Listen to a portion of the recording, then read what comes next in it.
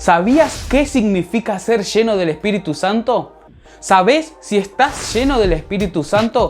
A continuación vas a ver un video en el que recibirás las respuestas a estos interrogantes con base en la Biblia, pero además con comentarios de Paul Washer, John MacArthur, Sugel Michelén, Miguel Núñez y otros comentarios más.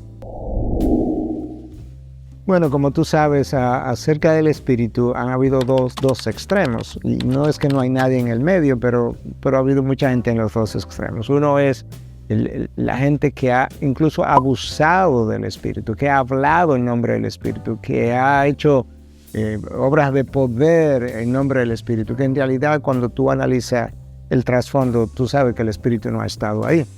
Por otro lado, otro grupo, temiendo eso, entonces se ha alejado y no ha querido ni mencionar el Espíritu. Se ha radicalizado del otro lado, como bueno, cuidado, no vayan a hacer que te cataloguen de esto. Pero hay una realidad, hay una revelación en la palabra.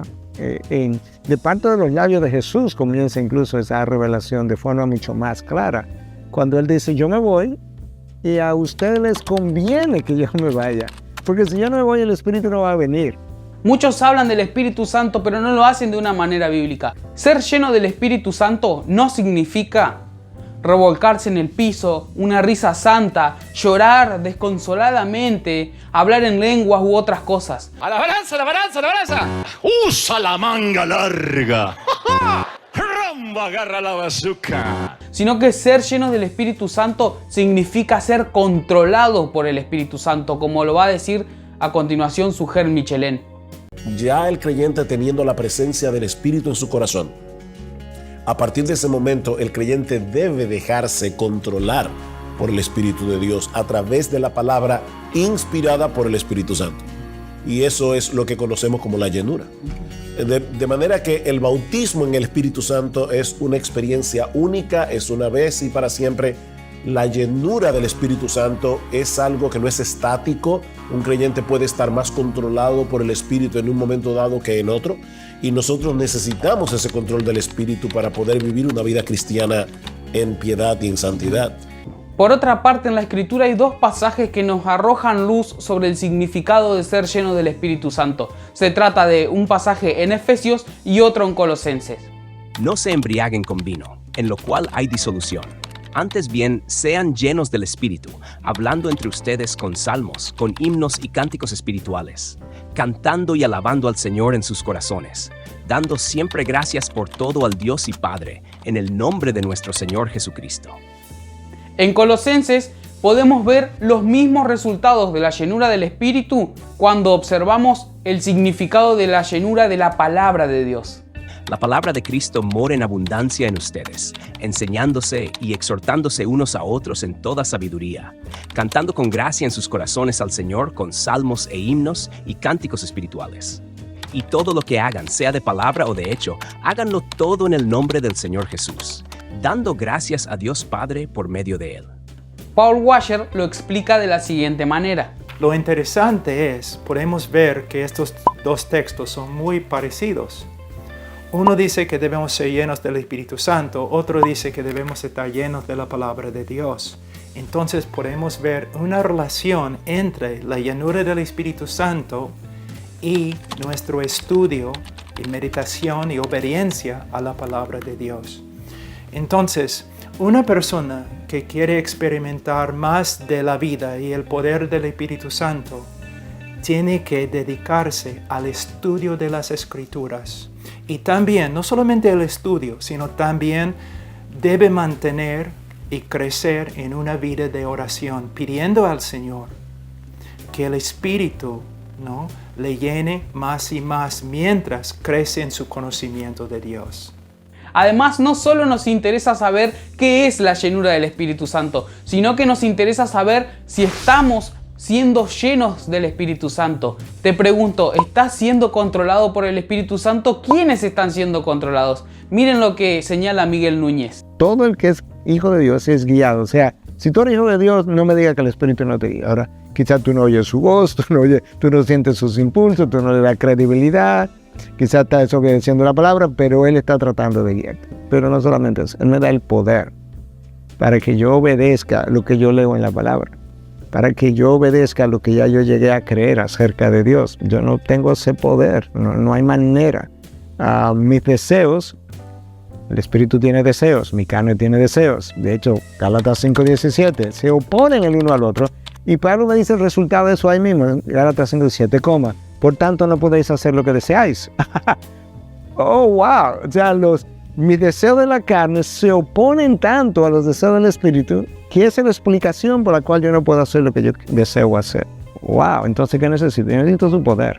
Para vencer las obras de la carne. Para vencer esos deseos de la carne. Entonces, esa es como la motivación, que podamos, este es un llamado a la dependencia del espíritu. A que podamos vivir dependiendo de él. Somos insuficientes. Y tengo que confesar eso. Nuestra suficiencia está en Cristo, pero la presencia de Cristo es mediada por el Espíritu en nosotros. Yo creo que eso es importante. Asimismo, John MacArthur opina lo siguiente sobre ser llenos del Espíritu Santo.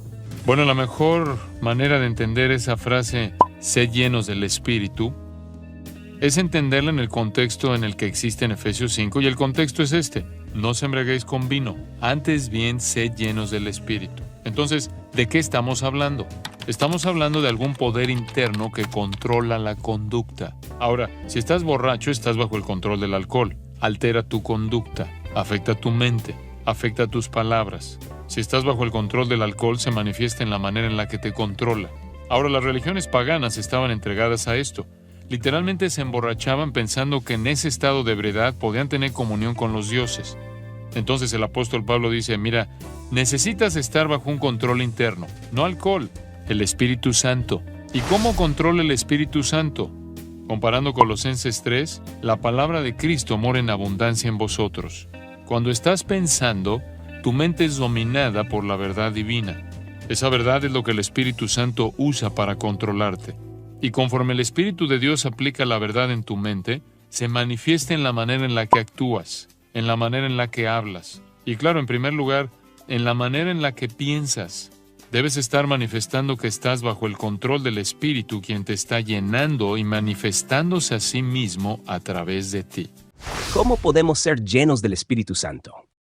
En ese sentido, nosotros tenemos que depender conscientemente del Espíritu de Dios. Y de hecho, Cristo mismo dice en Lucas capítulo 11, versículo 13, que nosotros debemos pedir en oración más del Espíritu Santo. Y la idea no es que el Espíritu es una cosa que se nos da por pedazo, es que debemos tener un control mayor del Espíritu en nuestra vida, una presencia mayor del Espíritu en nuestra vida. Debemos depender continuamente del Espíritu Santo. Jesús es el mejor ejemplo de una persona siendo controlada por el Espíritu Santo. Pero cuando él está en el desierto, la batalla espiritual que alcanza, yo diría, el clímax, el máximo exponente del reino de la luz contra el máximo exponente del reino de la tiniebla, él hizo uso del Espíritu. ¿Por qué? Porque él citó la palabra.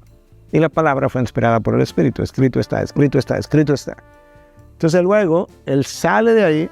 Cuando llega a la primera sinagoga a predicar, se dice que él abrió este libro, en el capítulo de Isaías, el texto no dice que Isaías, pero lo sabemos, ¿verdad? 61, el Espíritu de Dios está sobre mí para predicar las buenas nuevas. El Espíritu de Dios otra vez sale a relucir. Luego le está expulsando demonios. Lo acusan que expulsaba demonios por el poder de Beelzebú. Dice, no, yo expulso demonios por el poder del Espíritu.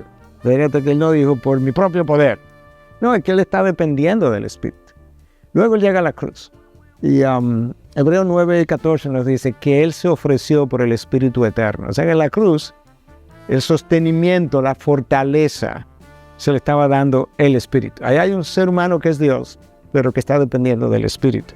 Se muere. Luego, Pablo me dice en Romanos 8 que él resucitó de entre los muertos por el poder del Espíritu. Entonces Cristo entra por el poder del Espíritu concebido y sale, se ofreció por el Espíritu eterno, y sale el poder del Espíritu y regresa por el poder del Espíritu, resucita por el poder del Espíritu. Y yo voy a tratar de depender de mí.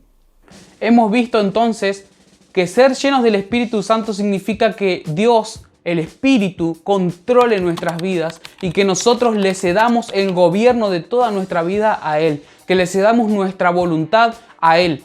Entonces, ser lleno del Espíritu Santo es una obra que realiza el Espíritu Santo en comunión con nosotros. Nosotros cooperamos con la llenura del Espíritu Santo. A diferencia de la regeneración, el sello o el bautismo en el Espíritu, nosotros cooperamos con el Señor para ser controlados y que nuestra vida se amolde a su voluntad.